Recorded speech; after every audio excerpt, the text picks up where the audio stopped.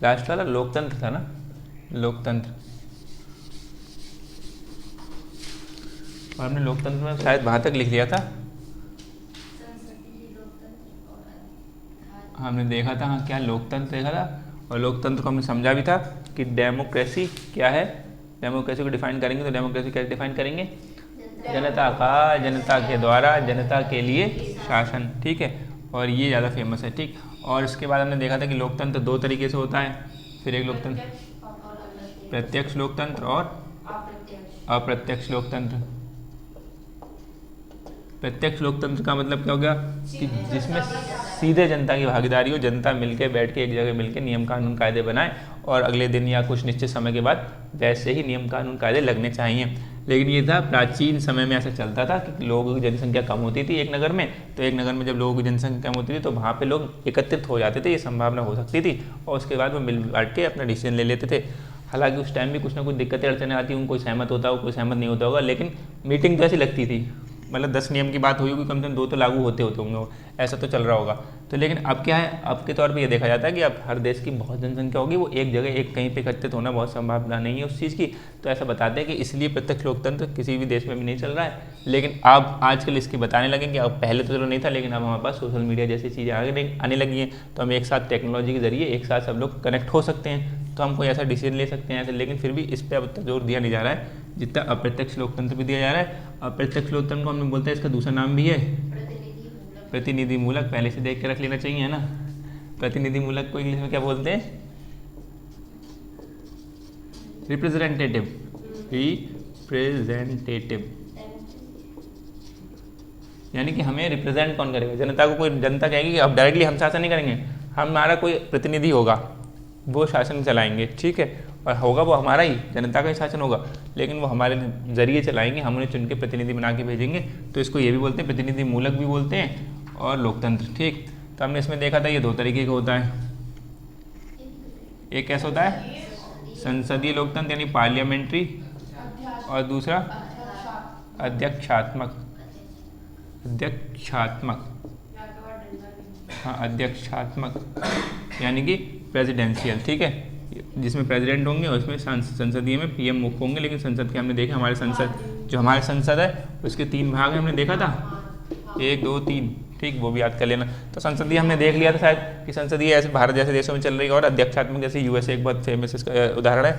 और हमने इसमें देख लिया था कि क्या क्या इसकी अच्छी बातें हैं, क्या क्या उसमें गुण अवगुण हैं, इसके गुण अवगुण देख लिए थे। मतलब जो इसके गुण हैं वो इसके अवगुण हैं, और जो इसके अवगुण हैं वो इसके गुण हैं, ठीक। और जो इसके अवगुण होंगे वो उसके गुण हो जाएंगे। हमने देखा था ना कि इसका कोई गुण बताओ, क्या संसदीय का अच्छी बात क्या है, कि संसदीय में क्या अच्छी बात है, मतलब तानाशाही से हमें सुरक्षा मिल जाएगी। यानी कि हमें पता है कि जहाँ पर हमें दिक्कत लगेगा ऐसा कि तानाशाही हो रही है एक सरकार की, तब क्या है हम उसको चेंज करवा सकते हैं।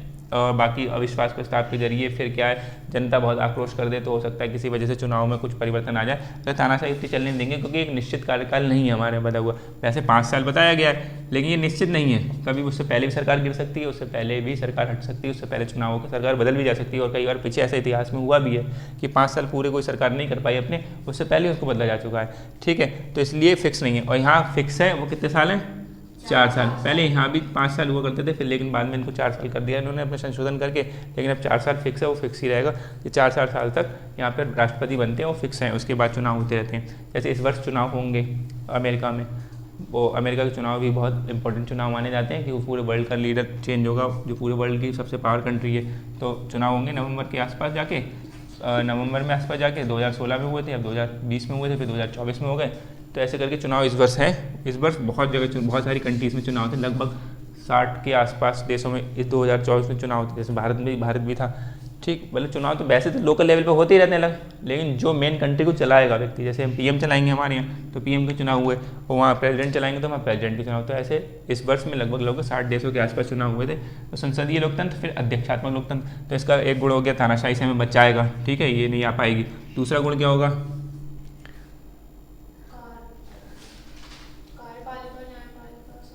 कार्यपालिका न्यायपालिका दोनों साथ में उनके बीच सामंजस्य होता है, तो इससे एक आउटपुट बहुत अच्छा निकल के आता है। यानी कि वो दोनों लोग साथ में बैठ के काम करते हैं, तो आपस में बता लेते हैं लागू करने में हमें दिक्कत आएगी नहीं आएगी, ठीक है, हमारे यहाँ इतनी जनसंख्या ऐसे कंट्रोल में है नहीं है, तो वो लागू करने के हिसाब से बताते हैं, उसी हिसाब से वो नियम को मॉडिफाइड मोल्ड करते रहते हैं, उस हिसाब से जैसे वो बताते रहते हैं। यहाँ पर क्या वो अलग अलग है, तो वो वहाँ तक भेजते हैं, तब वो कहते हैं इसमें चेंज करो, तो उसमें टाइम टेकिंग बहुत हो जाता है, फिर आगे पीछे बहस वगैरह विवाद बहुत होते हैं, तो इसलिए वो उसका अपगुण बन जाएगा। अब इसकी कुछ 2 बातें गलत बताओ, अपगुण क्या होंगी कोई? राजनीतिक अस्थायित्व मतलब वही चीज़ है, जब तानाशाही से बचाओगे तो यानी कि आप कभी भी सरकार हटा भी सकते हो, और जब कभी सरकार हटा रहोगे यानी कि राजनीति चल रही है वो फिक्स नहीं चल रही, यानी बीच में जो अगर आपको एक ये है कि आप सरकार में ऐसे चला रहे हैं, देश को यहाँ से यहाँ तक चलना है, लेकिन बीच में सरकार टूट गई, अब देश तो सरकार ही चलाएगी, तो इतने बीच में देश हमारा बीच में जा सकता है, गड्ढे में जा सकता है, या कुछ तरक्कियाँ नहीं हो सकती उस टाइम के बीच दौर में। तो ये क्या राजनीतिक अस्थायित्व जो पैदा हो जाएगा, ये अच्छी बात इसकी नहीं मानी जाती है। इसमें क्या इसकी अच्छी बात ये हो जाएगी, जब ये इसका अवगुण है कि राजनीतिक अस्थायित्व पैदा हो सकता है समय समय पर, तो इसमें क्या है राजनीतिक स्थायित्व हमेशा बना रहेगा, 4 साल तक तो रहेगा ही, फिर 4 साल बाद फिर जो चुन के आएगा वो भी 4 साल तक फिक्स ही रहेगा, ठीक। तो दूसरा अवगुण क्या है उसका? योग्य मंत्रिपरिषद, यानी कि जो सब योग्य लोग व्यक्ति हैं वो मंत्रिपरिषद में नहीं बैठ पाते हैं और यहाँ पर आ जाते हैं, ठीक। ये चीज़ हमने देख ली थी। इसके बाद में और कुछ लिखा था, इसके बाद में बस 2 चीज़ ये समझ लो। और हमारे यहाँ क्या है कि जैसे सरकार को इसमें संसदीय लिख ले रहे हैं यहाँ पे, चलो हमारे यहाँ सरकार को जैसे एक अविश्वास प्रस्ताव पारित होता है, अविश्वास प्रस्ताव नाम से एक प्रावधान है, ठीक है।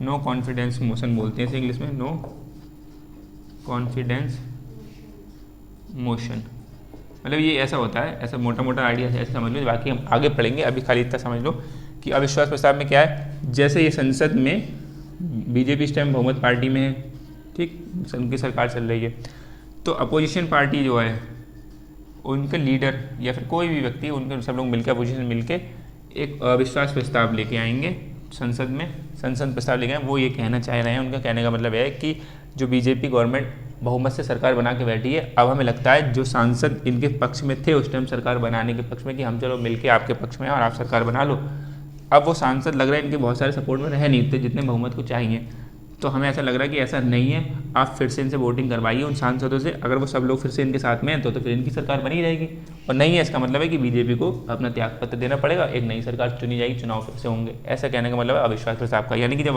अविश्वास प्रस्ताव टेबल पर रखा जाता है तब वोटिंग कराई जाती है, वोटिंग कराई जाएगी, अगर मान लो फिर से सारे वो सांसद, एक तो बीजेपी के लीडर वो सांसद और कुछ और भी, यह हो सकता है बीजेपी के लीडर वो खरीद बिक्री चलती रहती है, हम देखेंगे दल बदल कानून एक आया था, दल बदल विरोधी कानून आया था कि लोग क्या करते थे, सांसद इधर से उधर भाग जाते थे, पैसे इधर मिलते तो इनके सांसद को इधर चले गए, इनको पैसे मिले तो इनके सांसद इधर चले गए, तो उन्हें लगा होगा कि ऐसा लगता है कई बार कि ये लग रहा है सांसद लोग अब हमारी तरफ से बोल देंगे, ऐसे वजह चाहे कैसे ही वजह रहेगी वो अंदर की वजह है, तो वो इस वजह से बोल देंगे, तो ये अविश्वास प्रस्ताव रखा जाता है कि इनको फिर से अपना बहुमत साबित करना पड़ेगा सरकार को, तो अगर कर देते हैं तो बनी रहेगी, नहीं कर देंगे तो सरकार को त्यागपत्र देना पड़ेगा। फिर हमने इसमें देखा था कि क्या ये संसदीय लोकतंत्र है वो सामूहिक उत्तरदायित्व पर काम करता है, यानी कि अगर ये लोग नहीं, बीजेपी फिर से नहीं ले पाई या मोदी जी वहाँ पर उस टाइम वोट नहीं लेकर आ पाए होंगे तो मोदी जी त्यागपत्र देंगे, इनके साथ में पूरी मंत्रिपरिषद त्यागपत्र देगी, मंत्रिपरिषद में मतलब काउंसिल ऑफ मिनिस्टर में 11-12 मंत्री चुन के रखते हैं ये, तो उस 11-12 मंत्री वो भी संग में दे देंगे, हालांकि वो सांसद बने रहेंगे, जबकि उनकी उस हिसाब से कोई दिक्कत नहीं कि उनका सांसद ऐसे रद्द नहीं होना चाहिए, क्योंकि उसमें रद्द नहीं होता है, उसमें खाली प्रेसिडेंट अपना त्यागपत्र देगा,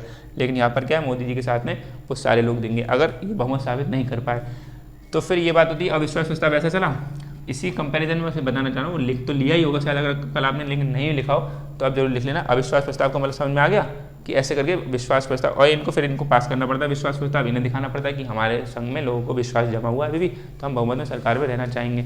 फिर एक अविश्वास प्रस्ताव की जगह रचनात्मक अविश्वास प्रस्ताव, मतलब उसी के नीचे ना आपने जहाँ लिखा था उसके नीचे एक हेडिंग डाल के लिख लेना, उसके बारे में ऐसे जहाँ डायग्राम बना लो, उसके बाद में इतनी जगह छोड़ के अपने शब्दों में कुछ भी लिख लेना, ठीक है, ऐसे करके समझ में आ जाएगा। बीजेपी पार्टी जो इस टाइम बहुमत में है, अपोजिशन पार्टी, और ऐसे कर लेके आई आपको पता ही। रचनात्मक अविश्वास प्रस्ताव ये हमारे यहाँ प्रावधान नहीं है हमारे संविधान में, ठीक है, ये जर्मनी के संविधान में प्रावधान है, रचनात्मक अविश्वास प्रस्ताव, ठीक है, इसे बोलते हैं इंग्लिश में कंस्ट्रक्टिव, पहले लिख लो, ये पहले लिख लो, constructive vote of no confidence, constructive vote of no confidence, ठीक, यानी कि इसको ये बोलते हैं। तो यहाँ पर अविश्वास प्रस्ताव की प्रकृति कैसी है, मतलब अब यार इसको समझो। तो इसमें क्या है, यानी कि एक संसद है ऐसे करके, फिर हमने बोल दिया कि बीजेपी इस टाइम चल रही बहुमत में, इनकी गवर्नमेंट है, फिर अपोजिशन पार्टी होगी, ठीक। तो अपोजिशन पार्टी क्या करेगी, यहाँ पर भी वही अविश्वास प्रस्ताव की तरह। तो ये अविश्वास प्रस्ताव है, बस रचनात्मक शब्द का मतलब ही समझेंगे क्या मतलब हुआ, कि ये भी लेके आएंगे, इनको अपना बहुमत साबित करना होगा, कर दिया तो इनकी सरकार ठीक है, नहीं कर पाए तो इनकी सरकार गई, ठीक। लेकिन इसी के साथ में ये क्या करता है, इतना तो काम इसका था, ये क्या करता है रचनात्मक, मतलब ये संघ में ये भी बताता है कि एक वोटिंग तो ऐसे करा लो कि ये सरकार बनी रहेगी तो ठीक है, अगर ये सरकार हटी किसी केस में तो अगली सरकार तुरंत ही अभी चुन लो। इनके कहने का मतलब क्या है कि ये सरकार हटी, विश्वास नहीं दिखा पाई अपना, तो विश्वास नहीं दिखा पाई, अब होंगे कंट्री में चुनाव फिर से, अब चुनाव होंगे तो फिर से एक प्राइम मिनिस्टर चुने जाएंगे। चुनाव होना बहुत बड़ी बात होती है, चुनाव प्रक्रिया बहुत कठिन प्रक्रिया है, उसमें पूरे देश में चुनाव कराना बहुत मुश्किल बात होती है। चुनाव आयोग इस बात के लिए बहुत बधाई का पात्र है कि बहुत अच्छे से निष्पक्षता से चुनाव होते हैं। फिर कई जगह आरोप लगते हैं वो अलग लगते हैं, लेकिन बहुत बड़े लेवल पर कोई ऐसा नहीं है कि बहुत उसमें धांधलेबाजी दिखती हो। पूरे कंट्री में चुनाव कराना एक बहुत बड़ी बात है। तो वो चुनाव कराने का मतलब है कि आपको एक दिन में तो हो नहीं जाएंगे, टाइम लगेगा। जब चुनाव पड़ी रहे तब भी इतने सारे फेज में हुए थे, भी चुनाव भी हमने देखे थे, तो इसलिए इसमें समय लगेगा। अब समय लगेगा, कोई आएगा, राजनीतिक अस्थायित्व आ जाएगा, मतलब इन्होंने जब इनकी गवर्नमेंट गई राजनीतिक अस्थायित्व आ गया, सरकार एक नहीं, अब कोई नहीं चल रहा है, कोई पीएम नहीं बना हुआ इस टाइम, तो उस टाइम कौन चलेगा, कैसे चलेगी, ठीक है, गवर्नमेंट कैसे चलेगी, देश का क्या होगा। तो ये दिक्कत है इस वाले में। बल्कि रचनात्मक क्या कहता है कि हाँ, अगर इनकी सरकार चली गई तो इनकी सरकार चली गई तुरंत ही, अभी जैसे इनकी गई तो तुरंत ही एक वोटिंग करा लो कौन सी सरकार अब बनेगी आगे। बात समझ में आ रही है, यानी कि अब सरकार आगे तुरंत ही कौन सी बनेगी, यानी कि इसी टाइम में फैसला हो जाएगा कि अगर ये रहेंगे तो रहेंगे, अगर ये नहीं रहेंगे तो अगली सरकार किसकी रहेगी। तो यानी कि इसको बोलते हैं कि अविश्वास प्रस्ताव को, इसको बोलते हैं हमारे यहाँ चल रहा है, इसको बोलते हैं कि इसकी प्रकृति कैसी है, हाँ, विध्वंसात्मक। इसको लिखना चाहो ब्रैकेट में तो लिख लेना कि सिर्फ और सिर्फ सरकार गिराने से मतलब है, केवल सरकार गिराने से मतलब, केवल सरकार हटाने या गिराने से मतलब, गिराने से मतलब, यानी इसका मतलब क्या है, खाली ये इसलिए लाया जाता है कि हम कैसे ना कैसे करें सरकार गिरा दें। गिर गई तो बढ़िया है, नहीं गिर गई तो फिर कोई बात नहीं, इनका फेल हो जाएगा मोशन लाना, ये विश्वास प्रस्ताव लाना। और इसकी प्रकृति कैसी हो जाएगी, इसकी प्रकृति हो जाएगी ऐसी हो जाएगी बस। और इसका मतलब क्या हो गया, सरकार गिराने के साथ साथ अगली सरकार को सुनिश्चित करना कि अगली सरकार कौन बनेगी।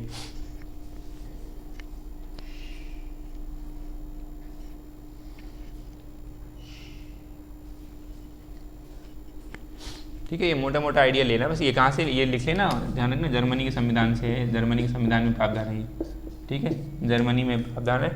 तो इसकी बात करी जा रही है कि ऐसा आ जाए तो अच्छी बात है।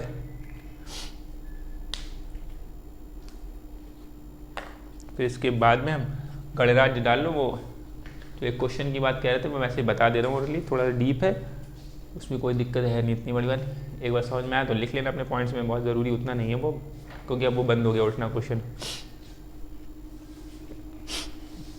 ठीक है, इसको रेस करूँ मैं। जैसे बात ये चलती है कि लोकतंत्र में पहले हमारे यहाँ एक दलीय सिस्टम था।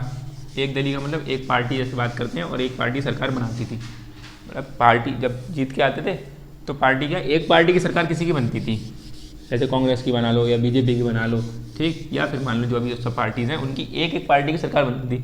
लेकिन अब क्या हो गया, 1989 के आसपास, 1990 के आसपास, तब क्या हो गया, अब गठबंधन से सरकारें बन रही हैं, मतलब अलग अलग पार्टी मिलकर सरकार बना रही है। तो उसमें क्या है, बड़ी दिक्कत पड़ जाती है कि कौन सी सरकार का क्या उनका क्या नज़रिया है और क्या वो चलाने का इरादा है। तो दूसरी सरकार फिर बदलेगी गठबंधन में, उसका प्रभाव भी पड़ेगा। तो राजनीतिक अस्थिरता इससे भी पैदा हो सकता है कि भाई सरकारें आपस में लड़ लेंगी गठबंधन में कि हमारा ऐसा फ़ायदा वैसा फ़ायदा, या फिर वो अपने हिसाब से चलाना चाहेंगे, तो राजनीतिक अस्थिरता आ जाएगा। ऐसे करके बोलने लगे, फिर ऐसे 2-3 प्रश्न चिन्ह उससे उठे, तो इन्होंने बोलने लगे इस लोकतंत्र से बढ़िया है, जो हमारा लोकतंत्र है संसदीय लोकतंत्र से बढ़िया कि हम भी अध्यक्षात्मक लोकतंत्र को अपना लें।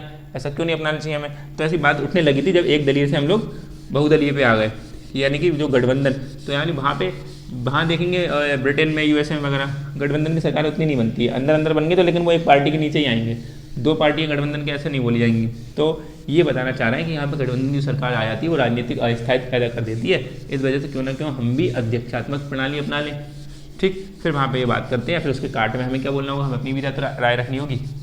तो उसमें एक तो जो सबसे इम्पोर्टेंट बाद में आ जाती है, ये आ जाती है कि संसदीय लोकतंत्र जो है वो उसको सुप्रीम कोर्ट ने मौलिक ढांचा घोषित कर दिया है, तो उसको हम इतनी जल्दी चेंज तो कर नहीं सकते। हमने बात करी थी ना, मौलिक ढांचा जब घोषित कर दिया जाएगा तो उसका मतलब क्या है कि इतना आसान नहीं है उसमें चेंज करना। तो एक मोटा मोटा हमें दिक्कत ये आ जाती है। बाकी भारत जैसे देश में बहुत बड़ी व्यवस्था है, तो उसमें पार्टीज इतनी सारी हैं, मिल बांट के काम कर सकती हैं, वो भी हम देखेंगे। तो इसलिए बहुत इंपॉर्टेंट तो क्वेश्चन बनता नहीं। अब इसकी बात उठना बंद हो गई है, इसलिए हम इसको यहीं खत्म करते हैं। अब अगला जो हेडिंग है वो आई क्या, गणराज। गणराज का मतलब बहुत छोटा सा, एक हेडिंग में, एक लाइन 2 लाइन में समझ लो। मतलब जिस देश में क्या है, संपूर्ण प्रभु संपन्न है, जो देश संपूर्ण प्रभुत्व संपन्न है और क्या है, पंथ निरपेक्ष है, समाजवादी है, ठीक है, समाजवादी है, पंथ निरपेक्ष है, निरपेक्ष, और फिर और क्या है, चौथा लोकतंत्रात्मक। मतलब जो देश संपूर्ण प्रभुत्व संपन्न है, यहाँ से ज़्यादा लिखना चाहता है ऐसे लिख लोगे, जो देश संपूर्ण प्रभुत्व संपन्न है, ये है, वो गणराज्य है, ऐसे लिख लो, क्या जाना। फिर एक लाइन और लिखवा देंगे, फिर गणराज्य आपको समझ में आ गया। जो देश संपूर्ण प्रभुत्व संपन्न है, कॉमा लगा लिखना चाहो तो कॉमा लगा लो, वरना ऐसे लिख लो तो अच्छी बात है। जो देश संपूर्ण प्रभुत्व संपन्न है और ये है, और ऐसे करके लिख लेना, फिर ये ऐसे बंद करना, यहाँ लिखना है, फिर आगे पेन लिख लेना, जो देश ये है, फिर आगे लिख लेना। ऐसे क्या ना, जब रिवीजन करते हैं तो चीज़ें ऐसे दिख जाएगी, डायरेक्टली याद हो जाएगा। कॉमा लगा के लाइन बाई लाइन लिखोगे तो फिर पढ़ना पड़ेगा पूरा। वैसे जब एक बार शॉर्ट में समझ में आ जाएगा कि अच्छा ये लिखा था कि जो देश ये है, वो है। गणराज्य को इंग्लिश में क्या लिखेंगे, रिपब्लिक।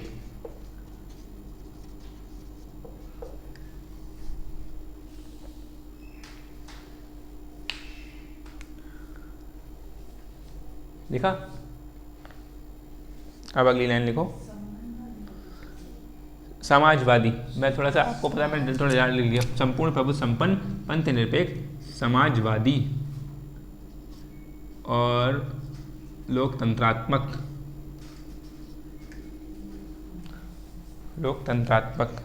ठीक। अब अगली लाइन से लिखो, गणराज्य का अर्थ है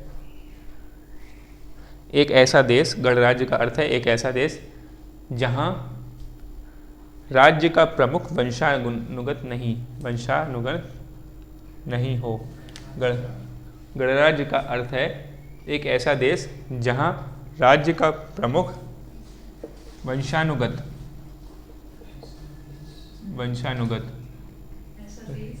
एक ऐसा देश जहाँ राज्य का प्रमुख वंशानुगत नहीं हो, बल्कि जनता के द्वारा प्रत्यक्ष या अप्रत्यक्ष रूप से निर्वाचित हो। एक ऐसे देश से है जहाँ राज्य का प्रमुख वंशानुगत नहीं हो, लिखे मैं बोल रहा हूँ, जहाँ राज्य का प्रमुख वंशानुगत नहीं हो, बल्कि जनता के द्वारा प्रत्यक्ष या अप्रत्यक्ष रूप से निर्वाचित हो। देखो प्रत्यक्ष यहाँ वो नहीं है कि जनता बैठ के मीटिंग करके बात करेगी, ठीक है, वो हम करेंगे जनता डायरेक्टली वोटिंग डाले, बल्कि जनता के द्वारा प्रत्यक्ष या अप्रत्यक्ष रूप से निर्वाचित हो।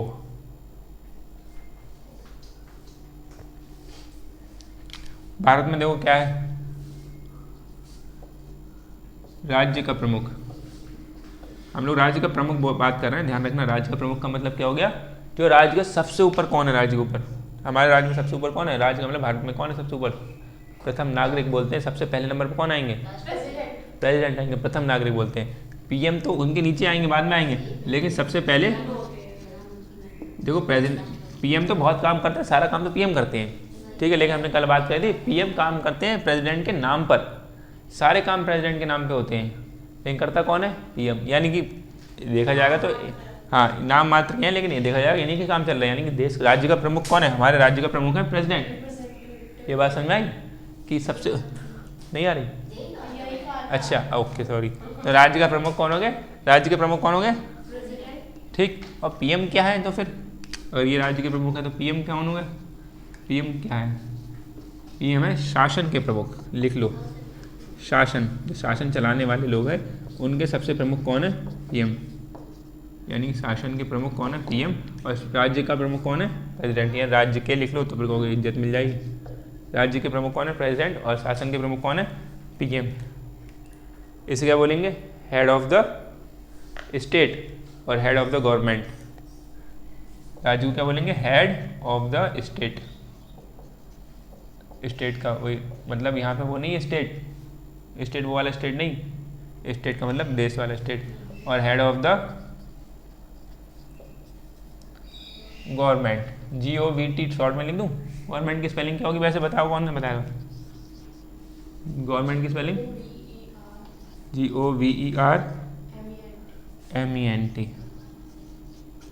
है प्रतीक, ठीक है?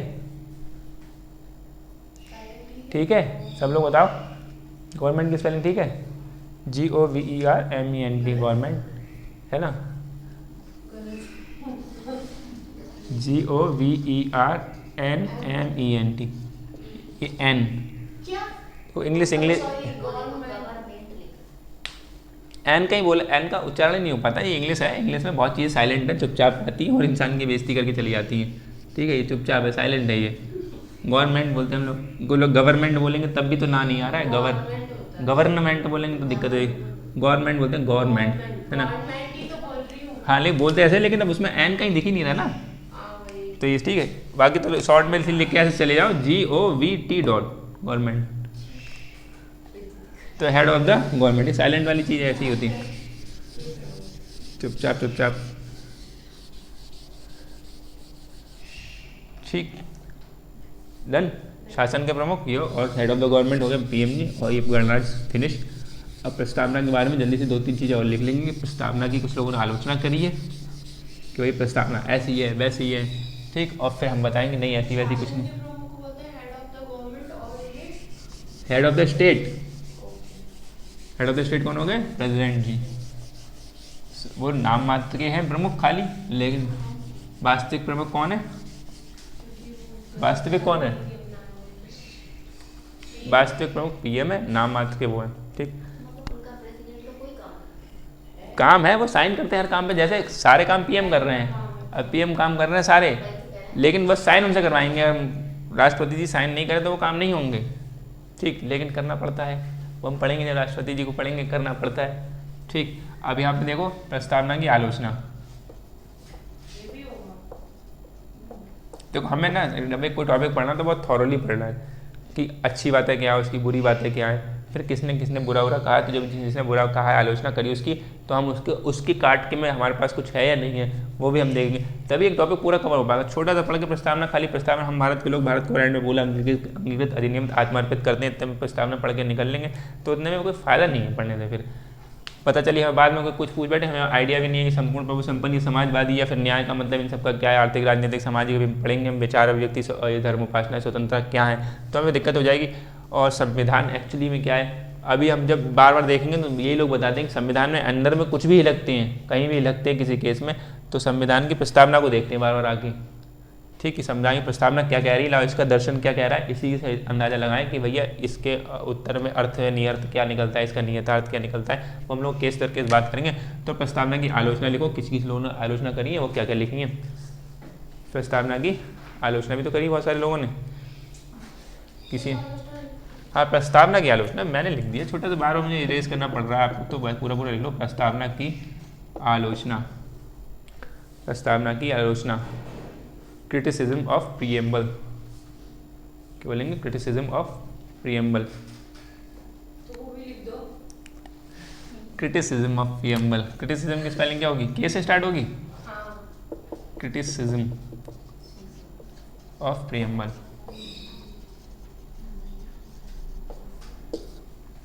बोले क्रिटिसिज्म ऑफ प्रीएम्बल। कुछ लोगों ने देखो पहला लिखा आपने, तो नंबर 1 पे लिखो, कुछ लोगों ने इनको क्या बोला है? दंत विहीन व्याघ्र, दंत विहीन व्याघ्र। इतना लिख लो, फिर मैं इसको बता देता हूँ। दंत विहीन व्याघ्र। और इसको ब्रैकेट में क्या लिखोगे? दंत का मतलब क्या होता है? दांत। दांत का मतलब टीथ, एक दांत का टूथ होता है, टीथ लेस। और व्याघ्र का मतलब टाइगर। हाँ, टाइगर मतलब बाघ।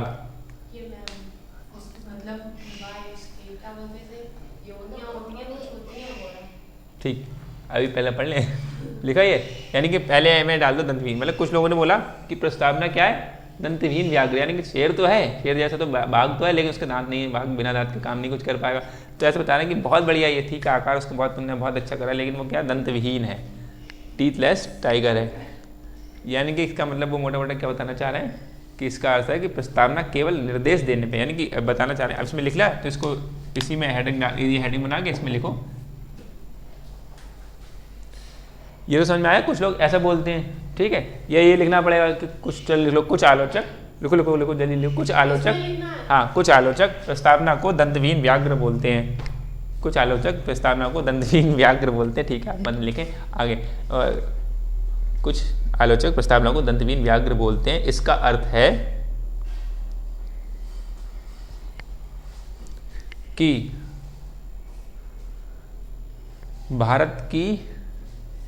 भारत के संविधान की प्रस्तावना, भारत के संविधान की प्रस्तावना अप्रवर्तनीय है। अप्रवर्तनीय कैसे लिखेंगे? अप्रवर्तनीय। कि भारत के संविधान की प्रस्तावना अप्रवर्तनीय, यानी कि नॉन इन्फोर्सेबल। इंग्लिश में लिख लो नॉन इन्फोर्सेबल, ठीक है, नॉन इन्फोर्सेबल, NONENFORCEVACEVALE, ठीक है। यानी कि भारत के प्रस्तावना या भारत के संविधान की प्रस्तावना अप्रवर्तनीय है, अर्थात प्रस्तावना केवल एक निर्देश के रूप में है। अर्थात प्रस्तावना केवल एक, थोड़ा तेज लिखेंगे तो बहुत अच्छी बात हो जाएगी, वरना ऐसे वीडियो बनाती रहने पड़ेंगे, भाग 3 भाग 4। प्रस्तावना क्या लिखा? अर्थात लिखा, अर्थात तक पहुंच गए थे। अर्थात प्रस्तावना केवल एक निर्देश के रूप में है और इसे लागू करने के लिए सरकार बाध्य नहीं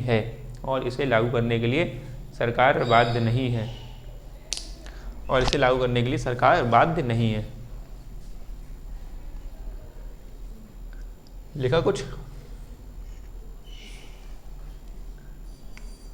अब इसका मतलब समझ लो थोड़ा सा। अप्रवर्तनीय का मतलब क्या है? हालांकि उसमें लिख ही लिया अर्थात करके, कुछ समझ में क्या है अर्थात से? मतलब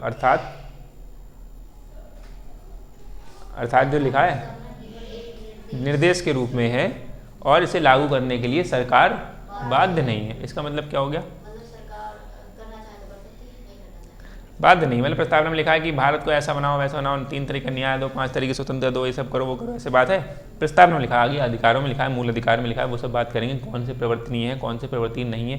प्रवर्तनीय का मतलब होता है कि इनफोर्सेबल, प्रवर्तनीय कि आप जबरदस्ती मनवा के करवा लो। अप्रवर्तनीय का मतलब नॉन इन्फोर्सेबल, जैसे DPSP है, DPSP भी क्या है? अप्रवर्तनीय है।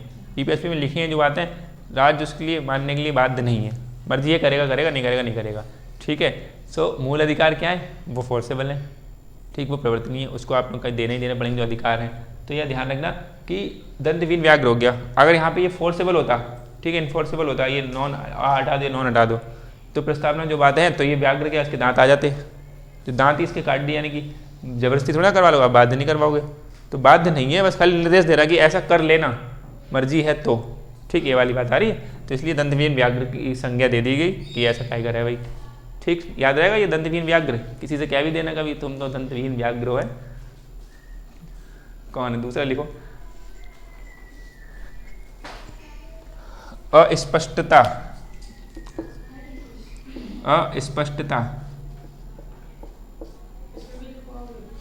हाँ, इसमें इसलिए मैं मोटा मोटा पहले एक हेडिंग बनवा रहा हूँ कि जिससे आपको ध्यान है कि अस्पष्टता का मतलब आप समझ लो। इसके अंदर लिखोगे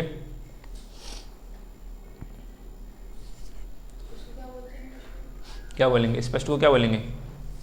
क्लियरिटी नहीं है कुछ। और अस्पष्ट को क्या बोलेंगे?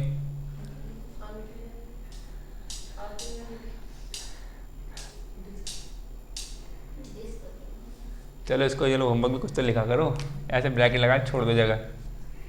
जब आप सर्च मारोगे अपने हिसाब से तो खुद अपने मिलते रहेंगे। और ये लिखना जरूर अस्पष्टता, इसके अंदर लिखो। हाँ, कल एक होमवर्क भी दिया था, ठीक है? क्या दिया था होमवर्क? मैंने बोला था कि संविधान दिवस कब मनाते हैं? तो कब मनाते हैं संविधान दिवस? 26 नवंबर को मनाते हैं। और संविधान हत्या दिवस कब से मनाएंगे? मनाएंगे का मतलब होता है वो ऑब्जर्व करेंगे, हमको सेलिब्रेट नहीं करेंगे उस हत्या दिवस को। हत्या हुई है तो संविधान हत्या दिवस कब? 25 जून। और कब से मनाएंगे? निकलते रहिए 2025 से मनाएंगे पहले बार, उसके बाद मनाते रहेंगे, ऑब्जर्व करते रहेंगे। यानी 26 नवंबर को तो हम मनाते हैं संविधान दिवस। जी आप बताएं। समझ में नहीं आया। जैसे संविधान, हमारा संविधान है भारत का संविधान, ठीक है? तो संविधान जो हमने बनाया था 26 नवंबर, आज तारीख ऐसे करके, तो संविधान का एक दिवस मनाने लगे कि आज को हम, आज के दिन को संविधान दिवस कहेंगे। तो वो एक 26 नवंबर एक तारीख हो गई फिक्स कि 26 नवंबर जब भी आएगा, 15 अगस्त को क्या दिवस, कौन सा दिवस मनाते हैं हम? 15 अगस्त को स्वतंत्रता दिवस। ऐसे ही हम संविधान दिवस मनाया करेंगे 26 नवंबर को, ठीक है? तो 26 नवंबर को संविधान दिवस होगा। और अभी रिसेंटली अनाउंस हुआ है कि संविधान हत्या दिवस भी एक प्रकार से उसको ऑब्जर्व किया जाया करेगा, और वो किया जाया करेगा 25 जून को। देखो 25 जून इसमें क्यों लिया गया ये भी समझ लो, और 26 नवंबर क्यों लिया ये तो पता ही है, प्रस्तावना पढ़ेंगे तो आज तारीख 26 नवंबर ऐसे ऐसे करके, तो इसलिए 26 नवंबर लिया। फिर 25 जून इसलिए लिया क्योंकि 25 जून 1975 तो 1975 में मतलब संविधान को बिल्कुल पूरी तरह से चेंज करके और इमरजेंसी लगाई गई, जो आपात उपबंध है 18 में पड़ा, उस भाग 18 का यूज़ करके, उसमें आर्टिकल्स का यूज़ करके भारत पूरे भारत देश में क्या लगाई गई? इमरजेंसी। और वो बहुत लंबे काल तक चली, बहुत लंबे समय तक चली। हाँ, इमरजेंसी क्या है वो अभी हम पढ़ेंगे, अभी आपात पढ़ेंगे तब समझ में आएगा। इमरजेंसी का मतलब है कि आपकी स्वतंत्रताएं जितनी जो आपको मिली गई ना 5 प्रकार की जो प्रस्तावना में दिख रही हैं, और वो भी हम पढ़ेंगे। ऐसा क्योंकि याद है बहुत सारी कहानी है, कहानी ऐसे सुन लेंगे और जो लिखने की चीज़ है वो लिख लेंगे, ठीक है? कि इंदिरा गांधी जी ने उस टाइम क्यों, हाँ ऐसे क्यों किया था उन्होंने, और ऐसे क्यों, ठीक है? तो ये सब करा। तो 25 जून को ऐसा बीजेपी गवर्नमेंट को ऐसा लगता है कि उन्होंने बोला कि भाई उस टाइम गवर्नमेंट थी कांग्रेस की, तो उन्होंने संविधान की एक तरीके से हत्या करी, संविधान में इतना चेंज कर दिया, संशोधन के नाम पे इतना संशोधन कर दिया। 42वां जो संविधान संशोधन है, हम लोग बात करते हैं 1976 में किया, जो 42वां संविधान संशोधन, जिसमें प्रस्तावना में भी चेंज कर दिया, और प्रस्तावना में चेंज करिए। तो फिर मैंने कल ये भी कहा था कि एक शब्द जोड़ा है, कौन सा बताओ? प्रस्तावना में कल बात हो गई, 2 शब्दों की तो बात हो गई थी, फिर मैंने कहा एक और पता कर लेना, फिर पता करना प्रस्तावना में कौन से 3 शब्द जोड़े गए, ठीक है? ये पता करना, ये होमवर्क ये हो गया कि प्रस्तावना में कौन से 3 शब्द जोड़े गए, थोड़ा पता कर लेना, एक आध कभी मिस ना हो जाए। तो 42वां संविधान संशोधन में इतने संशोधन किए, इतने ज़्यादा संशोधन किए कि इसको एक मिनी कॉन्स्टिट्यूशन होने लगे। मिनी का मतलब होता है छोटा संविधान, कि एक संविधान तो हमारा इतना बड़ा है ही है, इतने ज़्यादा संशोधन कर दिए, इतने बनने अलग बन गया, एक छोटा संविधान ये बन गया अलग से, इसको ऐसे संज्ञा देने लगे। तो ये इतना संविधान, तो इसलिए बोला गया कि संविधान में आपने इतना ज़्यादा चेंज कर दिया अपने हिसाब से, तो इसकी एक तरीके से हत्या है, तो उन्होंने हत्या दिवस नाम से ऑब्जर्व करने लगे। तो मैंने ये पूछा था होमवर्क में कि 26 नवंबर जो 2025 से पहला बार मनाया जाएगा, ये कब से मनाया जा रहा था? ये होमवर्क में पूछा था। तो 2015 से ऐसा कुछ, 2015 से, ठीक है? 19 नवंबर के आसपास घोषणा पत्र आया था, 19 नवंबर 2015 को, तो अगली 26 नवंबर 2015 से ये मनाने लगे हम संविधान दिवस, ठीक है? ये बात समझ में आने लगी। अब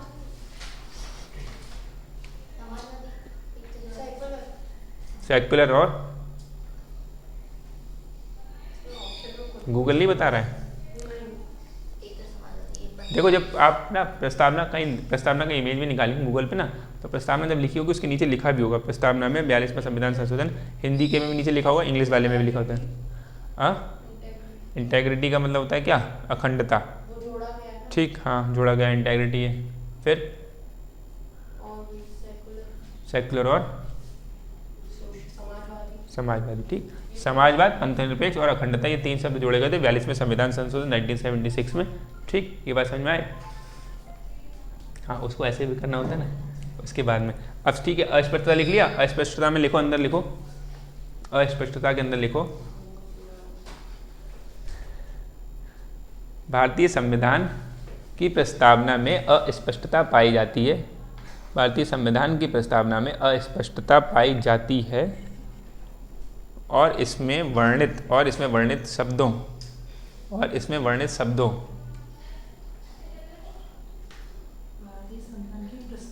में अस्पष्टता पाई जाती है और इसमें वर्णित शब्दों जैसे समाजवाद का अर्थ स्पष्ट नहीं है। जैसे समाजवाद, इसमें अस्पष्टता पाई जाती है और इसमें वर्णित शब्दों जैसे समाजवाद का अर्थ स्पष्ट नहीं है और इसमें वर्णित शब्दों जैसे समाजवाद का अर्थ स्पष्ट नहीं है।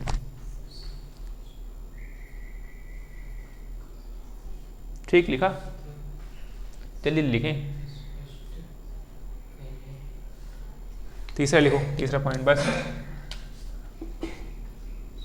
मौलिकता नहीं है। मौलिकता का मतलब क्या होता है? मौलिकता का मतलब इंग्लिश में क्या होगा? लिख लेना यहाँ पे ब्रैकेट में, ठीक है? नहीं है मतलब थोड़ा बहुत हाथ पर चलाना। मौलिकता मतलब मूल तरीके से खुद का नहीं है। हमने उदाहरण, मौलिकता नहीं है, मैं बस एक लाइन बता दे रहा हूँ, बाकी समझ लेना। मौलिकता नहीं का मतलब है कि मूल तरीके से ये खुद का हमारा नहीं, हमने उधार लिया है कि हमने ये वहाँ से लिया है, ये वहाँ से लिया है, ठीक है? प्रस्तावना हम देखेंगे कहाँ से कहाँ लिया है, इसकी लैंग्वेज हमने किस संविधान से ली वो भी समझेंगे भी। तो हम थोड़ा सा हमने और संविधानों को और देश के संविधानों को हमने स्टडी किया था, फिर जाकर अपना संविधान बनाया था। तो कई लोग ये आरोप तो लगाते हैं संविधान में मौलिकता नहीं है, संविधान की प्रस्तावना में और संविधान में मौलिकता नहीं है, क्योंकि हमने कई देशों से कई चीज़ अडॉप्ट करी हैं। जैसे हमने बताया ना, डीपीएसपी किसी देश से लिया है, फंडामेंटल राइट किसी देश से ऐसे लिए, ऐसे प्रावधान जैसे आपात उपबंध, जो हम आपात की बात कर रहे हैं, ये हमने जर्मनी से लिया है, ठीक है? ऐसे करके बात कर रहे हैं। तो ऐसे कर बहुत देशों से हमने कई चीज़ें उधार टाइप में ऐसे मानी जाती है, तो इसलिए उसकी मौलिकता यानी मूल तरीके से ओरिजिनली हमारा नहीं है, यानी कि ओरिजिनलिटी। इसका मतलब क्या हो गया? ओरिजिनलिटी, ठीक? फंडामेंटल तौर पे हमारा नहीं है वो। फंडामेंटल मौलिकता का मतलब होता है फंडामेंटल, ठीक? लेकिन ओरिजिनलिटी लिख लो तो काम चल जाएगा। मौलिकता नहीं है, बात समझ आएगी? ये तीन तरीके से आलोचनाएं हो गई। एक तरीके से क्या, दंतहीन व्याघ्र है, यानी कि निर्देश के रूप में तो है लेकिन बाध्य नहीं है। दूसरा क्या है? अस्पष्टता पाई जाती है। इसमें बहुत सारे शब्द ऐसे हैं जिसको स्पष्ट नहीं करा जा रहा कि क्या है। जैसे कि एक शब्द है समाजवाद, तो हमने समाजवाद कल पढ़ के देखा था, कितना सब कुछ में पेचीदा है, बल्कि पिछले क्लास में भी देखा था कि पेचीदा क्या है। समाजवाद, जो राजनीति विज्ञान में समाजवाद कैसा है, फिर एक लोकतांत्रिक समाजवाद है, एक है मार्क्सवाद का समाजवाद, फिर भारतीय समाजवाद अलग है। कौन सा केस था सुप्रीम कोर्ट का? वो डीएस नकारा केस 1982 में डीएस नकारा केस में भारतीय सर्वोच्च न्यायालय ने बताया था कि भैया हमारा जो भारतीय समाजवाद है वो कैसा है कि आय की असमानताओं को कम करना है, ठीक है, और जीवन स्तर की असमानताओं को कम करना है, मजदूर और वंचित वर्गों के लिए कल्याण करना है और फिर शोषण की समाप्ति करना है। ये चार मोटे मोटे उद्देश्य उन्होंने बताए थे। भारतीय समाजवाद की प्रस्तावना कैसी है, ठीक है? अब आगे लिखें। अब लिखो प्रस्तावना का महत्व, जल्दी जल्दी। आलोचना हो गई और प्रस्तावना का महत्व। प्रस्तावना का महत्व,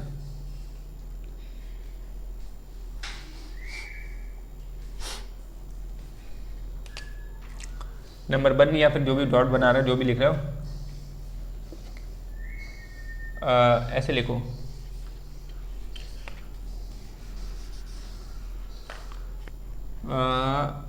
राजनीतिक जन्मपत्री, पहली हेडिंग बनाओ, राजनीतिक जन्मपत्री। राजनीतिक जन्मपत्री पहले डॉट में हेडिंग बनाओगे, ठीक? हाँ, और ब्रैकेट में लिख लो के.एम. मुंशी के अनुसार। के.एम. मुंशी।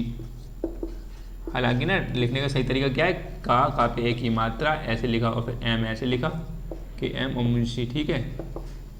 लेकिन अपने को याद करने से मतलब कि के लिखो, एम लिखो, मुंशी लिख लो, ठीक है? या ऐसे लिख लो के.एम. मुंशी के अनुसार, यानी के.एम. मुंशी ने कहा कि प्रस्तावना, महत्व तो बता रहे हैं, प्रस्तावना का आलोचना नहीं कर रहे हैं। उन्होंने कहा कि प्रस्तावना क्या है, भारत की राजनीति की जन्मपत्री है, यानी जिस प्रकार से एक जन्मपत्री एक इंसान के भविष्य की दिशा निर्देश करती है ना कि भाई आगे क्या होगा, ऐसे क्या होगा, तो ये प्रस्तावना से ही हम अंदाजा लगा लेते हैं कि आगे संविधान कैसा कैसे चलेगा, क्या होगा, ठीक? ये बात है कि मुंशी ने कहा था। ये संविधान सभा के सदस्य थे, जब संविधान बन रहा था, संविधान सभा बनी थी, उसमें सदस्य भी रह चुके थे के मुंशी। ये वकील भी थे, ठीक? तो और ये उपन्यासकार भी थे, जैसे एक अन्य उपन्यास लिखा था परशुराम जी के ऊपर, तो ऐसे करके उपन्यासकार भी थे, वकील भी थे, भारत संविधान सभा के सदस्य भी थे। तो इन्होंने बताया था कि प्रस्तावना जो है वो भारत की राजनीति की जनपत्री है, ठीक है? ये बात समझा, राजनीतिक जनपत्री, ठीक है? अब दूसरा लिखो फटाफट। संविधान मस्तिष्क की कुंजी, ऐसे ऐसे लिखो, संविधान निर्माताओं के मस्तिष्क की कुंजी, संविधान निर्माताओं के मस्तिष्क की कुंजी, मस्तिष्क मतलब माइंड, मस्तिष्क की कुंजी, कुंजी का मतलब चाबी, चाबी होता है कुंजी का मतलब ताला, ठीक।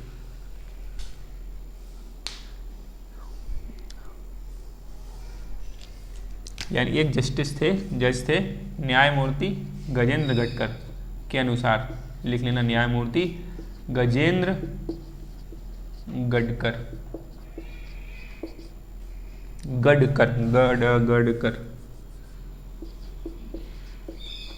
गजेंद्र गडकर के अनुसार, गजेंद्र, कुछ लोग गडकर भी बोलते हैं, गडकर है, गडकर नाम होता है, ठीक है। यानी कि न्यायमूर्ति गजेंद्र गडकर जी ने क्या कहा था, हाँ, कि यानी कि उन्होंने कहा था कि जैसे हम अभी आप देखेंगे प्रस्तावना संविधान का अंग है या नहीं, मतलब प्रस्तावना को संविधान में जोड़ें या नहीं जोड़ें, यानी संविधान का उसे एक अंग मानना चाहिए प्रस्तावना को, नहीं मानना चाहिए। आगे डिबेट भी हुई थी, कई सारे केसेस हुए थे, हमने बात करी थी। तो इन्होंने कहा था, न्यायमूर्ति गडकरी जी ने, गजेंद्र गडकर ने कहा था कि यद्यपि प्रस्तावना जो है वो संविधान का अंग नहीं है, लेकिन फिर भी हम प्रस्तावना को ऐसा समझ सकते हैं कि संविधान निर्माताओं ने ही संविधान बनाया है और संविधान निर्माताओं ने ही प्रस्तावना बनाई है। तो जिस दिमाग से उन्होंने वो संविधान बनाया उसी दिमाग से प्रस्तावना ही बनाई होगी। तो हम एक तरह की प्रस्तावना अगर पढ़ लेंगे तो संविधान निर्माताओं को दिमाग पढ़ लेंगे, समझ लेंगे कि वो किस ओर तक इशारा कर रहे थे, हमें समझ में आया। यानी कि संविधान निर्माताओं के मस्तिष्क की कुंजी समझ में आ जाएगा। प्रस्तावना पढ़ लेंगे तो संविधान में अंत में वो क्या क्या बताना चाह रहे हैं, क्योंकि उन्हें आर्टिकल जो लिखा है, अनुच्छेद लिखा, उसमें ऐसा ऐसा ऐसा ऐसा होगा, लेकिन वो अर्थ का, जो वकील लोग सब होते हैं उसमें अर्थ के अनर्थ के अंदर बहुत सारे अर्थ निकलते रहते हैं। तो वो क्या पहुँचने के लिए वो प्रस्तावना बताती है, और प्रस्तावना का दिमाग समझने के लिए तो हमें संविधान निर्माताओं का दिमाग समझ गए, तो हम समझेंगे कि आगे संविधान में भी क्या होगा। ये बात समझ आ रहा है। यानी कि दोनों ने संविधान बनाया, उन्हीं ने, संविधान निर्माताओं ने, उन्हीं ने प्रस्तावना बनाई, तो हम उनके दिमाग को समझ जाएंगे संविधान उन्होंने कैसे बनाया। ठीक, ये महत्व है, इसलिए प्रस्तावना का महत्व समझ में आ रहा। तीसरा लिखो, संविधान की आत्मा, संविधान की आत्मा, संविधान की आत्मा, और लिखो ये ठाकुर भार्गव दास के अनुसार, ठाकुर भार्गव दास के अनुसार, यानी कि ठाकुर भार्गव दास ने क्या कहा कि प्रस्तावना जो है वो संविधान की आत्मा है। यानी कि वही बता रहे हैं कि जिस प्रकार से जो आत्मा है वो शरीर के बिना क्या है, महत्वहीन है ना, और शरीर भी आत्मा के बिना महत्वहीन है। तो बता रहे हैं कि शरीर के अंदर आत्मा होगी और शरीर के अंदर आत्मा नहीं होगी तो महत्वहीन है शरीर। ऐसे संविधान के अंदर अगर उसकी आत्मा नहीं होगी, यानी प्रस्तावना के जो दिशा निर्देश हैं, प्रस्तावना के आदर्श नहीं होंगे, तो संविधान क्या है, महत्वहीन हो जाएगा। ठीक, ये बात समझ में आ गई। यानी कि संविधान की आत्मा है प्रस्तावना, ठीक, और आत्मा हमारे शरीर में होती है, आत्मा निकल जाए तो हमारा शरीर भी बिल्कुल बेकार हो जाएगा, महत्वहीन हो जाएगा, इसका कोई महत्व नहीं रहेगा। ऐसी संविधान की आत्मा है प्रस्तावना, यानी कि प्रस्तावना को अगर हम समझ लेंगे, उसके दिशा निर्देश, उसके आदर्शों को समझ लेंगे, वो क्या कहना चाह रहे हैं, तो हम संविधान को भी समझ लेंगे अंदर की, जो हम आगे पढ़ने वाले हैं। ठीक है, बात समझ में आ गई। ये महत्व लिख लिया आपने, इतने लिख लो, और क्यों लिखोगे बाद में, अगर लिखना चाहो तो एक पॉइंट और लिख लो, चौथा, 4-5 लिख ही लो है ना, जल्दी छोटे लिख लो। इसमें यानी प्रस्तावना में संविधान का दर्शन पाया जाता है, इसमें संविधान का दर्शन पाया जाता है, यानी संविधान अब क्या कहना चाह रहा है वो हम प्रस्तावना से पता लगा लेंगे, घूम फिर के वहीं आ रहे हैं।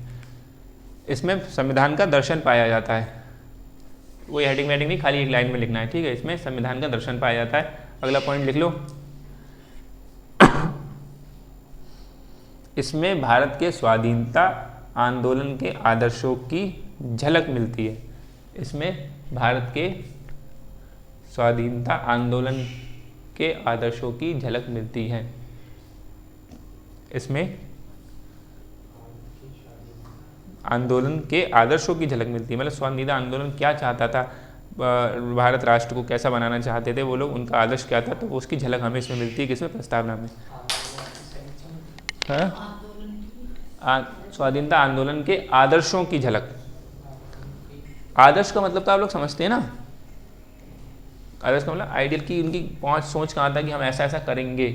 ठीक, और यथार्थ में क्या होगा वो अलग बात है।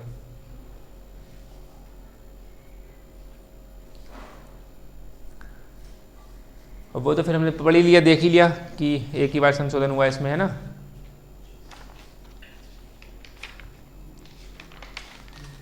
ये लिखा, यानी कि स्वाधीनता आंदोलन के आदर्शों की झलक। नहीं लिखा तो लिख लो।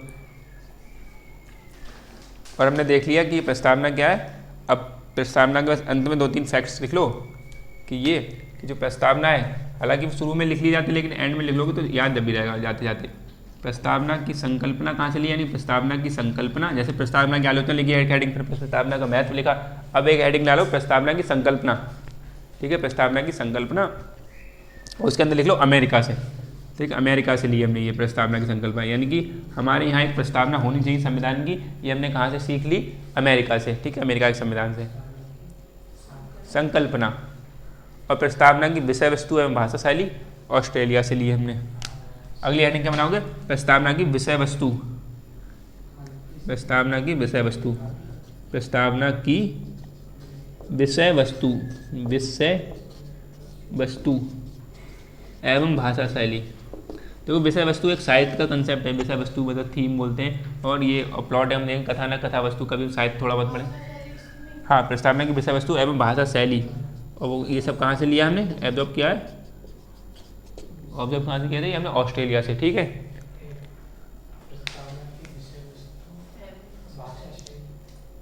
हाँ, भाषा शैली हेडिंग बन गई, उसके अंदर लिख लो ऑस्ट्रेलिया से।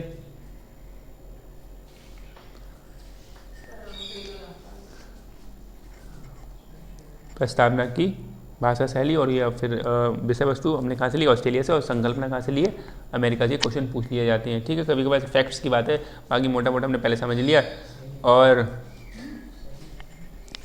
और एक फैक्ट और लिख लो। अब एक ऐसी अगला पॉइंट बना लो, अगली हेडिंग, जैसे आपने प्रस्तावना की आलोचना बनाई, प्रस्तावना की ऐसे ये बनाई, संकल्पना और प्रस्तावना की भाषा विषय शैली बनाया, विषय वस्तु भाषा शैली एक हेडिंग बनाई, ऐसी अगला पॉइंट लिख लो, हेडिंग मत बनाना, लेकिन अगला पॉइंट एक ऐसे लिख लो कि जवाहरलाल नेहरू जी ने 13 दिसंबर 1946, जवाहरलाल नेहरू जी ने 13 दिसंबर 1946 को संविधान सभा में उद्देश्य प्रस्ताव, जवाहरलाल नेहरू ने 13 दिसंबर 1946 को संविधान सभा में उद्देश्य प्रस्ताव को इन्वर्टेड में बंद कर लेना, उद्देश्य प्रस्ताव 13 दिसंबर 1946 को संविधान सभा में उद्देश्य प्रस्ताव, इंग्लिश में क्या बोलेंगे इसे, ऑब्जेक्टिव रिजोल्यूशन, ठीक है, ऑब्जेक्टिव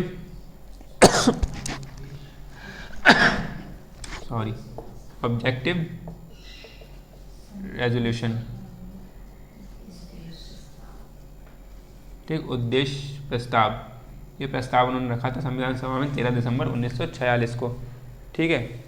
संविधान, अब राम लाग लो, संविधान सभा ने 22 जनवरी 1947, संविधान सभा ने 22 जनवरी 1947 को इसे स्वीकार कर लिया, 22 जनवरी 1947 को इसे स्वीकार कर लिया, किसे, उद्देश्य प्रस्ताव को जो उन्होंने रखा,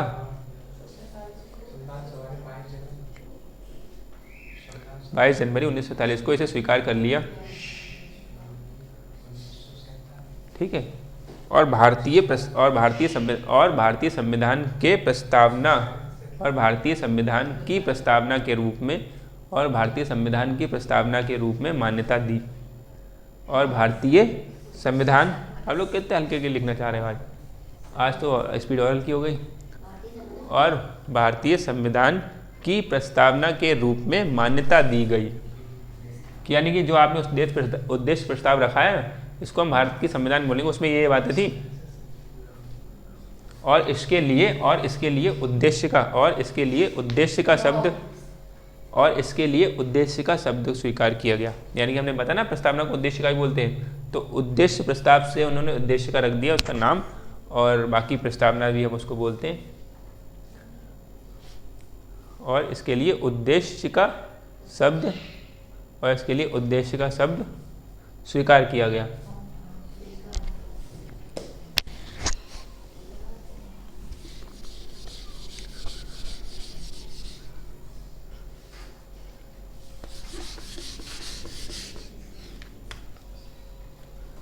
ठीक है, अब एक हेडिंग बनाओ। जैसे हमने बनाया प्रस्तावना का, ये प्रस्तावना की आलोचना महत्व है। अब एक हेडिंग बनेगी प्रस्तावना की मुख्य बातें। देखो ज़रूरी था वो हमने सब पहले पढ़ लिया है, ये फैक्ट्स वगैरह कुछ चीज़ें हैं, बस ऐसे कर लो, ये फायदे देगी हमें। प्रस्तावना की मुख्य बातें हेडिंग बनाओ जल्दी जल्दी। उसके अंदर 3 ऐसे एरो निकालो।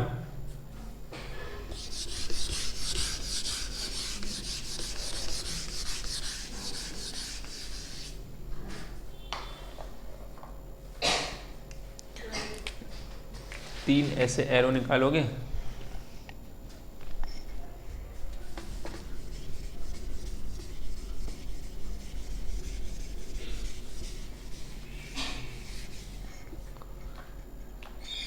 यानी कि हमने प्रस्तावना की मुख्य बातें की बात करी, तो मुख्य बातें प्रस्तावना की मुख्य बातों में एक लिखोगे शासन शक्ति का स्रोत। स्रोत मतलब सोर्स, यानी कि सोर्स SOURC सोर्स। शासन है यानी कि गवर्नमेंट है, उसको शक्ति का स्रोत कहाँ से मिल रहा है हमें। और फिर दूसरा क्या बनाओगे, शासन मतलब लिखो फटाफट, शासन शक्ति का स्रोत। हाँ, फिर दूसरे को शासन शक्ति का स्वरूप। शासन शक्ति का स्वरूप, शासन शक्ति का स्वरूप। और तीसरा बनाओ शासन शक्ति का, ये मुख्य बात है। अगर को पूछे प्रस्तावना की मुख्य बातें क्या है, तो 3 बातें हो गई, शासन शक्ति का स्रोत, शासन शक्ति का स्वरूप और शासन शक्ति का उद्देश्य। ठीक,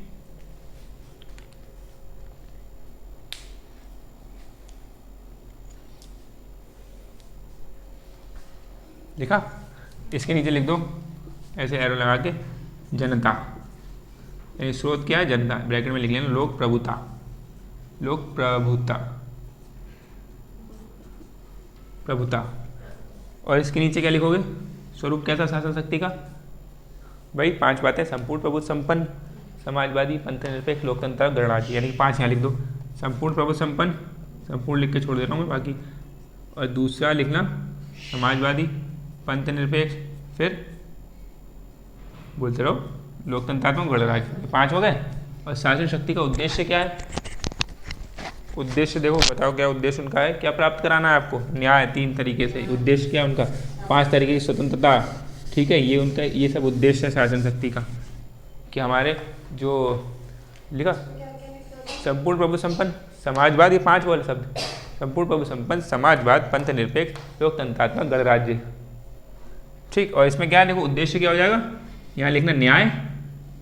ठीक, और ऐसे 3 एरो मारना, 1 2 3, पता है आपको कौन से 3 न्याय है। ठीक, ये पहला लिखा आपने। इसका दूसरा क्या लिखोगे, स्वतंत्रता लिखना, स्वतंत्रता लिखना, उसमें 5 मारना, 1 2 3 4 5 तरीके की स्वतंत्रता पता है, तो खाली ऐसे लिख देना। ये तो इसलिए हमने पीछे लिखवा दिया, अगर शुरुआत में पढ़ा था तो बहुत कन्फ्यूजन होती। शुरुआत में ऐसे लिखता प्रस्तावना की मुख्य बातें लिखो, तो आप कहते क्या है न्याय, क्या वो नहीं है। ठीक है ना, 3 तरीके याद है, राजनीतिक, आर्थिक, सामाजिक। तो यानी कि उद्देश्य क्या था, राजनीतिक, आर्थिक, सामाजिक न्याय की प्राप्ति कराना, ये हमारा उद्देश्य है। और स्वतंत्र विचार, अभिव्यक्ति, विश्वास, धर्म, उपासना की स्वतंत्रता प्राप्त कराना, ये हमारा उद्देश्य है। ठीक है, समझ में आ रहा है। और फिर हम क्या लिखेंगे, 2 प्रकार की समता। तो ऐसे लिख के वाली खाली एरो मार दो, बाकी क्योंकि आपको याद है शुरुआत में दिक्कत होती है, मैं शुरुआत में लिखवाता ये समता, फिर न्याय, स्वतंत्रता और व्यक्ति की गरिमा लिख लो। व्यक्ति की गरिमा, ये भी हमारा उद्देश्य है कि व्यक्ति की गरिमा बनी रहे, और बंधुता बनी रहे, ये भी हमारा उद्देश्य है, बंधुता बनी रहे, भाईचारा, बंधुभाव। और एक हमारा राष्ट्र की एकता और अखंडता, ये भी तो हमारा उद्देश्य है, राष्ट्र की एकता और अखंडता। यानी कि ये जो शब्द है पूरी बस प्रस्ताव में उतर गई यहाँ पे, राष्ट्र की एकता और अखंडता। बात समझ में आई। यासिन, शासन प्रस्तावना की मुख्य बातें क्या क्या होंगी, ये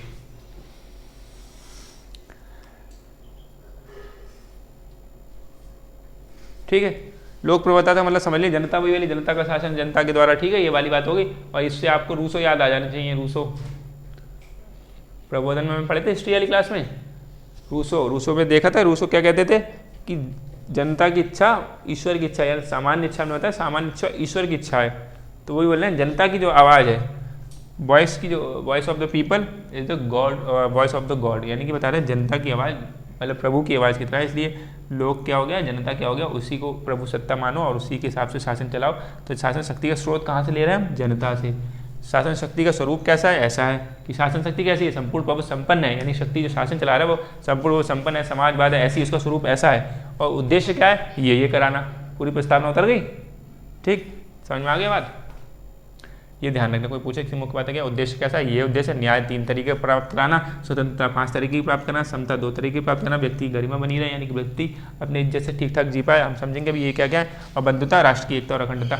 अब ये ऐसे समझ लो, इनको लिखवाने की जरूरत है नहीं, ऐसे बोल दूँ मैं ये क्या क्या है। अगर मर्जी आए तो फिर बाद में एक एक लाइन लिख लेना, मैं बता दे रहा हूँ ये है या क्या, वरना फिर इसमें भी टाइम टेकिंग प्रस्तावना फिर यहाँ पे खत्म करते ना। अब मैं पढ़वाऊँ हेडिंग कि अब न्याय लिखो, फिर 3 तरीके न्याय उसमें लिखवाऊँ, पहली हेडिंग, दूसरी हेडिंग, फिर इसका आर्थिक न्याय, राजनीतिक न्याय, सामाजिक न्याय क्या है, मोटा मोटा आइडिया है ही आपको। ऐसे पूछना नहीं, बस खाली पूछते तो ये पूछेंगे कि कितने तरीके के न्याय की बात करी गई है, 3 तरीके के न्याय। तो ऐसे मत कहते ना 1 2 3, कौन कौन से 3 बताना है, ठीक, कौन से, आत्मार्पित, आर्थिक, राजनीतिक और सामाजिक, ठीक, बिल्कुल आगे पीछे बोल सकते हो, लेकिन ये ध्यान रखना आगे पीछे तब मत बोलना जब कई बार ऐसे आ जाता है, जैसे इंग्लिश वाले बच्चे कैसे याद करते थे ना, सोवरेन, ठीक है, ये हो जाएगा। दूसरा शब्द था सोशलिस्ट, तीसरा शब्द था सेक्युलर, और फिर डेमोक्रेटिक रिपब्लिक, वो उन्होंने SSSSDR ऐसे बना लिया। तो वो कई बार कई क्वेश्चंस में ऐसा आता था कि भारत की प्रस्तावना में कौन कौन से शब्द हैं ऐसे करके, तो उन्होंने एक यहाँ पे ऐसे लिख देते थे कि इंग्लिश में लिख देते सोवरेन तो लिख देते थे, फिर यहाँ पे कुछ और लिख दिया, मान लीजिए सेक्युलर लिख दिया, फिर डेमोक्रेटिक लिख दिया ऐसे करके, फिर R का लिख दिया, फिर S का नीचे लिख दिया। तो वो ये याद करते थे, सीरीज़ में पूछते थे कि सीरीज़ में कौन सा है, तो बच्चे ऐसे याद कर लेते थे। तो ये SSSDR नहीं बनना है, इसमें SSDRS बनना है, तो यानी कि नहीं, जिस वाले ऑप्शन में ऐसे SSS बनना होगा SSSDR तो उस पर लगा देते, ठीक, ऐसे करके याद कर लिया। लेकिन फिर क्या था, फिर उन्होंने हिंदी में पूछ लिया, फिर उन्होंने पूछ लिया कि SSS में पहला S कौन सा है, तब वहाँ पे भी लोग परेशान होने लगे थे, ये सोवरेन है या ये सेक्युलर है, ये क्या है, ठीक है। तो इसलिए हमें याद क्या करना पड़ेगा, पूरे इज्जत से याद करो, इसका मतलब एस का मतलब सोवरेन, कोई ट्रिक ब्रिक मत करो यहाँ पे, और दूसरे वाले एस का मतलब क्या है, सोशलिस्ट, और तीसरे वाले एस का मतलब क्या है, सेक्युलर।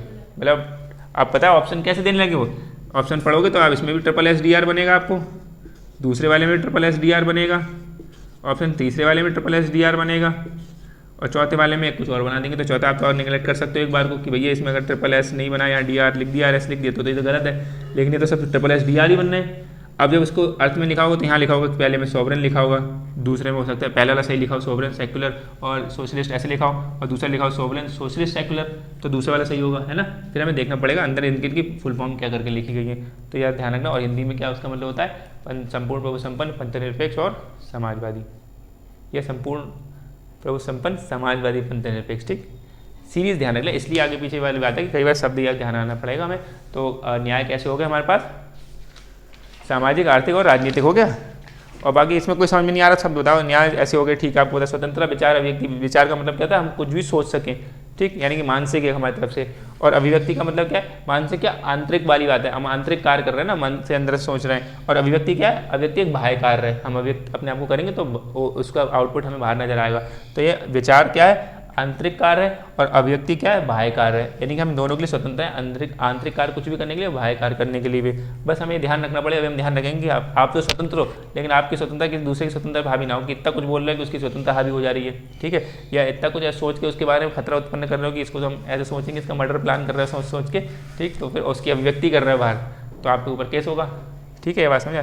फिर विचार, अभिव्यक्ति, विश्वास, विश्वास का मतलब क्या है, अब किसी भी जो धर्म चल रहा है उसमें विश्वास में हम अपने किसी भी चीज़ में विश्वास रख सकते हैं, आस्था रख सकते हैं। फिर धर्म की बात हो चाहे किसी धर्म की और किसी चीज़ की बात हो, फिर धर्म का मतलब हम किसी भी धर्म को मानने के लिए स्वतंत्र हैं। और उपासना मतलब हम उस धर्म को जिसको मानते हैं उसकी उपासना करने के लिए भी स्वतंत्र है अपने तौर तरीकों से, ठीक। समता का मतलब प्रतिष्ठा और अवस्था, प्रतिष्ठा का मतलब समझ में आता है क्या है, प्रतिष्ठा का मतलब होता है स्टेटस, ठीक, और अवसर का मतलब अपॉर्चुनिटी, यानी कि बात करें कि स्टेटस यानी कि किसी भी हर व्यक्ति की प्रतिष्ठा बनी हुई है, आप उसको धर्म, जाति, लिंग इनके आधार पर नहीं बांट के देखेंगे कि इस धर्म का है तो उसको स्टेटस का इज्जत कम दो, और लिंग और दूसरा है उसका मैंने फीमेल है तो कम दो, या फिर ट्रांसजेंडर उसको और कम इज्जत दी जाती है ना। तो ऐसे करके ये गलत बताते हैं कि ऐसा नहीं, हम सबको समता रख के चल रहे हैं, किसी भी धर्म, किसी भी जाति, किसी भी लिंग, किसी भी आकार का हो, किसी भी रंग का हो, हमें उससे मतलब नहीं है, हमारे लिए समान है। ऐसी अवसर की बात कर रहे हैं कि अवसर जब किसी आगे बढ़ने की बात होगी किसी को, ठीक है, नौकरी देने की बात है, किसी शिक्षा संस्थान में एडमिशन लेने की बात है, कुछ भी और तरह की ऐसी बात होगी तो हम उसको अवसर का मौका सबको बराबर देंगे, धर्म के आधार पर भेदभाव नहीं करेंगे, लिंग, जाति इनके आधार पर भेदभाव हम नहीं करेंगे, हम सबको अवसर बराबर देंगे। और जब हम आगे आरक्षण बढ़ेंगे तब थोड़ा सा दिक्कत आ जाएगी इसमें कि आरक्षण में लोग उठाते हैं कि वहाँ तो अवसर की क्षमता नहीं नजर आती है, कि अवसर की क्षमता का मतलब क्या है, सबको बराबर दो आप, लेकिन जब आरक्षण आता है तो भाई किसी को ज़्यादा मिल रहा है, किसी को कम मिल रहा है, ये सब होता है। तो वहाँ पे एक थोड़ा सा इस पर प्रश्न चिन्ह लगता है अवसर की समता पे।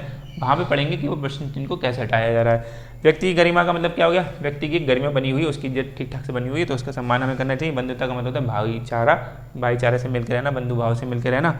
और राष्ट्र की एकता बनाए रखनी है हमें। राष्ट्र की एकता का मतलब है जो उसके राष्ट्र के अंदर समुदाय है सब मिलकर वो अलग अलग समुदाय एकता बना के रहें, यूनिटी बना के रहें। और अखंडता का मतलब एक भौगोलिक विचार। ये क्या है? एकता का मतलब मानसिक विचार ये बन जाएगा, इसे मनोवैज्ञानिक विचार भी बोल सकते हैं। अखंडता का मतलब भौगोलिक विचार, यानी कि भारत राज्य जहाँ जहाँ जुड़ा हुआ है उस हिसाब से वो बनी रहे उसकी अखंडता, उसको टूटने का कोई विचार पैदा ना हो, उसको हमें उद्देश्य हमारा कि हम वो अखंडता बनाए रखें भारत की। बंधुता और एकता मतलब समझना चाहो तो बंधुता का मतलब हो गया कि पर्सनल लेवल पे एक एक लोग व्यक्ति के लेवल पर बंधुभाव बनाना चाहिए, यानी एक व्यक्ति एक बिंदी इनके बीच में बंधुभाव बना रहना चाहिए, इसे बोलेंगे बंधुता। जब एक समुदाय हो जाएगा और एक समुदाय इन समुदाय के बीच में जो होगी तो वो एकता हो जाएगी। बात समझ में आ रही है? इंडिविजुअल लेवल पर हम देखेंगे तो बंधुता है, यानी कि इसको बोलते हैं इंग्लिश फ्रेटर्निटी, फ्रेटर्निटी। और एकता को बोलते हैं यूनिटी।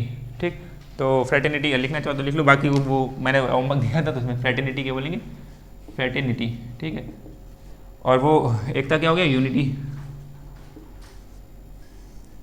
मतलब बंधुता क्या मतलब इंडिविजुअल लेवल पे देखेंगे, एक एक लेवल पे देखेंगे तो बंधुता, और एकता का मतलब समुदाय के स्तर पर देखेंगे। बात खत्म, प्रस्तावना समाप्त। ठीक, अब हम अगला टॉपिक पढ़ेंगे। ठीक है, प्रस्तावना होती है समाप्त। प्रस्तावना के बारे में अब कोई क्वेश्चन नहीं बचेगा आपसे।